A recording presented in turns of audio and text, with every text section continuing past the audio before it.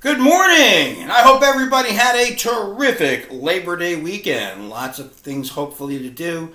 I know a little restrictive in the era of COVID, but hey, I hope you were able to do what you could to go out and have a great time this weekend. Hey, I loved that a lot of you answered the questions. Some of you still behind the eight ball. Let's get that rolling here. These are some of the questions that I'll ask on the first day of class if we were face to face. Especially because, a lot of young people, you kind of get into your own world, or especially stay within our tri-state area world, the New York, New Jersey, Connecticut area, and don't realize what's out there. That's why, for example, my question number 3. In the United States, okay, the biggest album sellers of all time, of course, are the Beatles. They're the music group, 170-something million albums sold here in America. Elvis Presley is third. Well, who's second?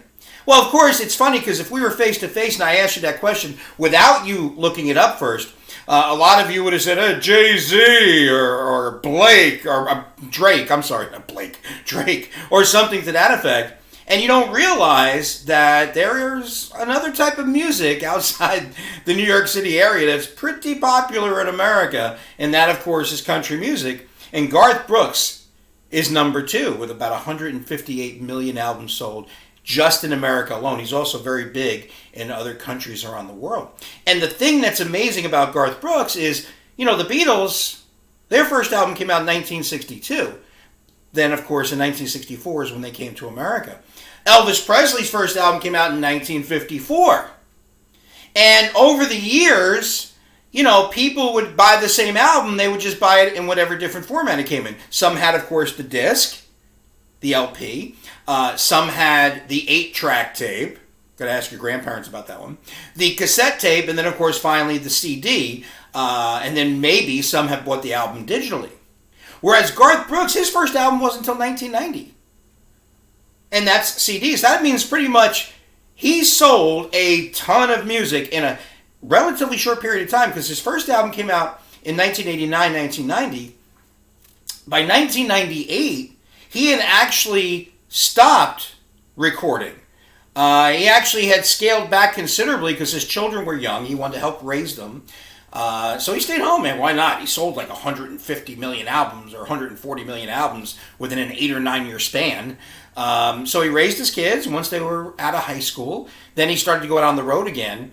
And he actually had a gig in Las Vegas where it was only like a 300-seat auditorium. And I think like the tickets were like for several $100s each. And for about a 4-year period, he sold out every show he played.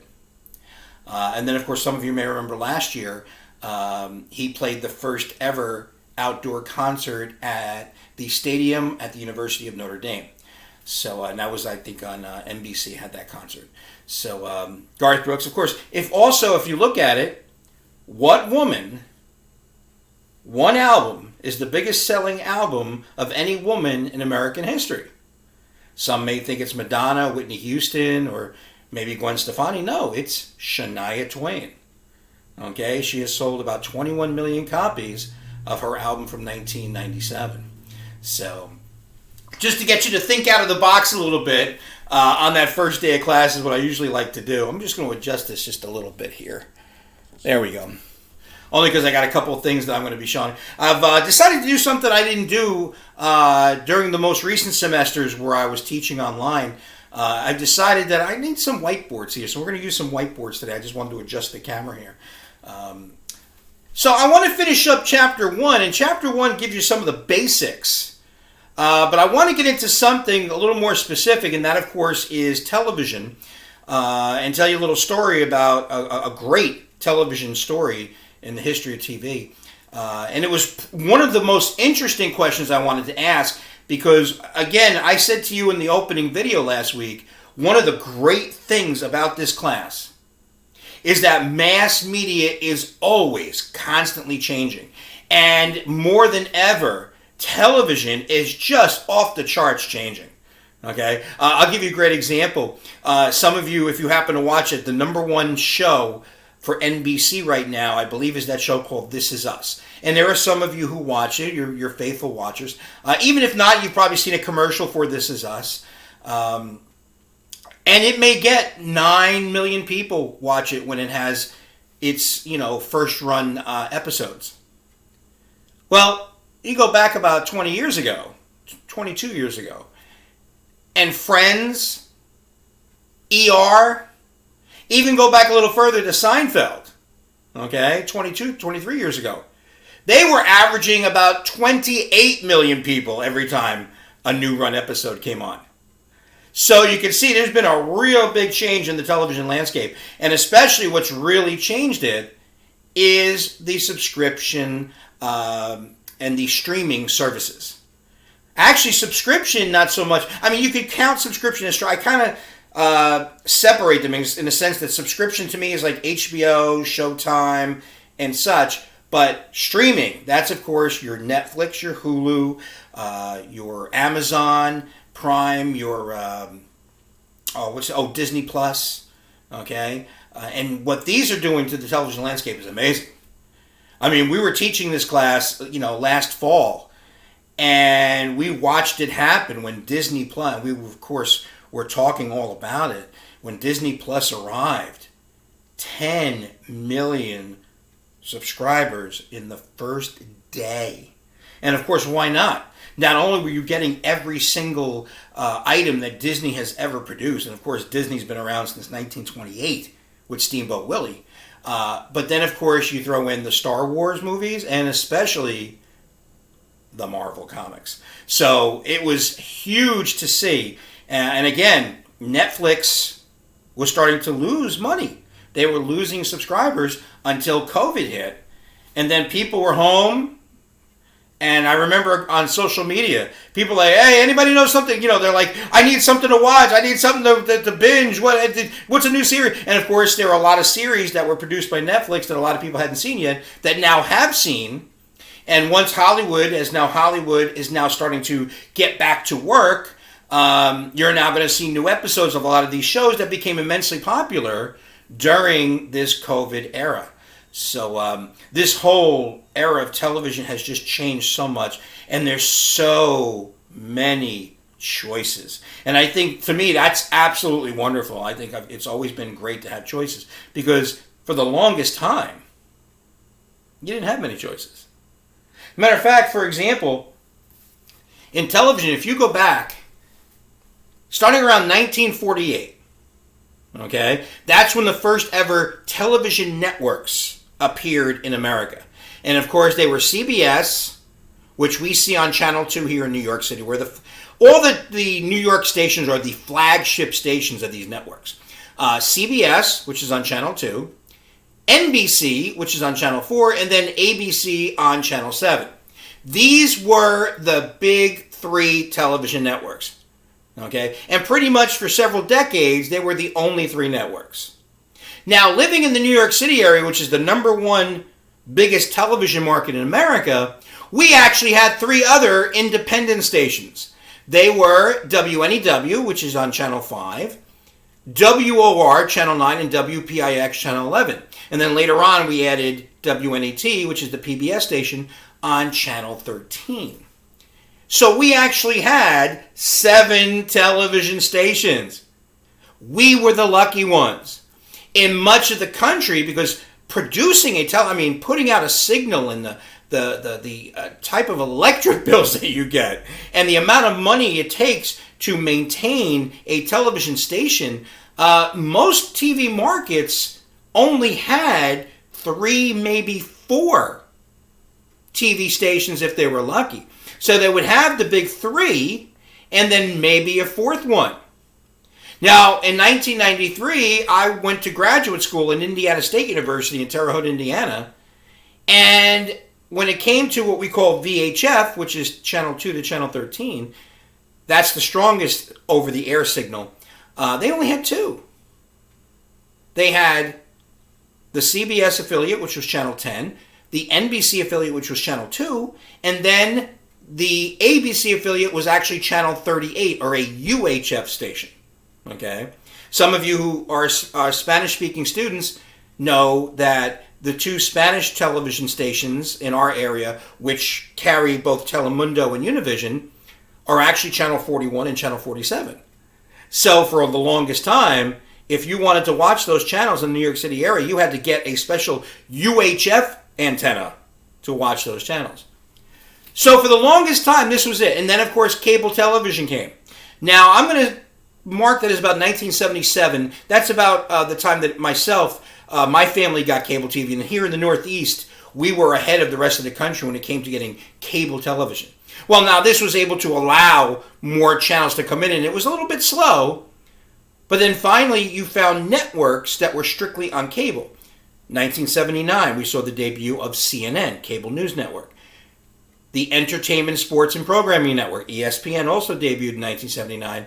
And then, of course, when I was 16 years old, sitting with my sister and her best friend, August 1st, 1981, we saw the debut of music television, MTV. So, of course, cable television really started to expand it. But when it came to the networks, they were still the big three. And they were the most watched. Okay, by 1986, NBC was killing it. They had the Cosby Show. They had a couple of other shows. Miami Vice was still very big on NBC. They were getting like 30, 35 million viewers every once in a while for these shows. And they had all the money. They could really make the program. A lot of cable networks at that time. USA Network was out by then, A&E. They were just showing repeats of old TV shows that came from the networks. There was no original programming back then. Well, in 1986, now came the Fox network. And Fox would use Channel 5, which changed their letters from WNEW to WFXW, as their flagship station. So now a fourth network was going to arrive. But they didn't do it right away. What I mean by that is they didn't start televising 7 nights a week in prime time up against ABC, NBC, and CBS. So they started to take it a little slower. And they would do one night at a time. So the first show they ever had was a late night show. And that came on at 11 o'clock. Give a half-hour jump on all the others that came on 11:30. Like, if you watch Jimmy Fallon or you watch Colbert or the guy over at ABC, Jimmy Kimmel, they all start at 11:30. So Fox would start theirs at 11 o'clock. Didn't do very well. But then starting in 1988, they started to pick each night of the week, and 1987. And they would start programming. The first night they programmed was 1987. That was Sunday night. That's, of course, where we saw the birth of not only Married with Children, but there was a TV show called The Tracy Ullman Show. It was a variety show with a young British comedian as the star of the show, and they would do all kinds of sketch comedy, including going to a commercial. They would have this little 30-second cartoon featuring this funny-looking family, and of course that was The Simpsons. And The Simpsons would later on spin off into their own show, and I think they've now been in primetime for 33 years as their own show, The Simpsons. Very great success. And then, of course, they started to program on Saturday nights in 1988, and that included the show Cops and America's Most Wanted. And Cops, of course, ran for many years on Fox, 28 years, then went over to another cable network, which was producing original programming until recently. So they were doing these nights, but they still weren't making... By the time they got to 7 nights a week, they had some good shows. Melrose Place, Beverly Hills 90210, 21 Jump Street. But they still weren't really getting into mainstream America. If there were places, for example, like Terre Haute, which only had 3 stations and they were networks, it was ABC, CBS, and NBC. Well, then came 1994. Now, even today, there's one type of programming on television that is number one. Nothing else beats it. This type of programming, especially for the last 5 or 6 years, is the overwhelming number one program on television. And that, of course, is NFL football. The National Football League. Their Sunday Night Football game has been the number one rated show on television over the last 6 years. Okay? Well, television has a very good history with the NFL, and of course the NFL, a good history with network television. All right. For example, as you can see, from the beginning of television, around 1948, up until 1994, okay, as you can see, the NFL, which of course after the merger became the NFC, the National Football Conference, they had always been on CBS. That's the way it always was. That's the way it's always going to be. In 1960, the American Football League debuted, and after the merger, they became the American Football Conference. They were on NBC. That's the way it was. That's the way it's always going to be. And in 1970, with the debut of Monday Night Football, that was on ABC. That's the way it's always going to be. That's the way it's been.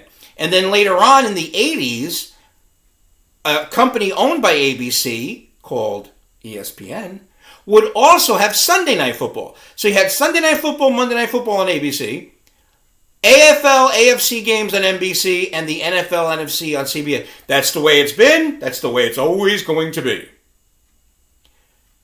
Here comes Rupert Murdoch, the owner of the Fox network. Okay?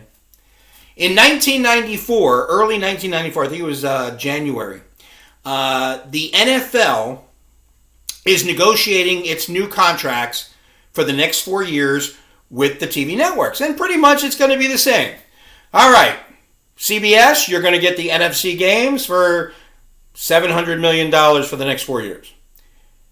NBC, you're going to get the AFC games for about $400,000 or $400 million because the markets are smaller.